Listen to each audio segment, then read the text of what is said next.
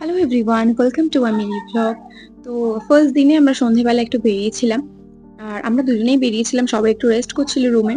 তো খিদে পেয়ে গেছিল খুব, তাই ভাবলাম একটু পাপড়ি চাট খাই। আর কোনোদিন খাইনি বকখালিতেই, ফার্স্ট টাইম পাপড়ি চাট। একদম বেকার ছিল খেতে, শুধু আলুতে ভর্তি।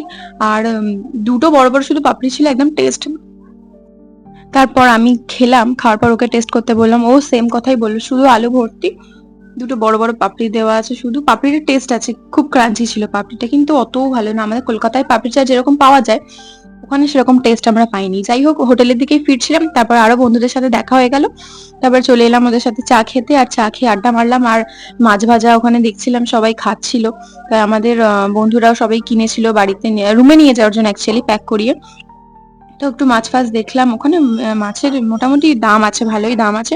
তো আমি এসব খাইনি, তার কারণ হচ্ছে পুরোনো অনেক তেলে ভাজে, তাই এক দুটো খেয়েছিলাম রুমে গিয়ে। তারপর একটা দোকান থেকে মোমো টেস্ট করলাম, সবাই মিলে এক প্লেট নেওয়া হয়েছিল টেস্ট করার জন্য। এটাও বেকার ছিল, ভাগ্যিস সবাই মিলে নিয়ে নি, নইলে টাকাটাই পুরো বেকার যেত।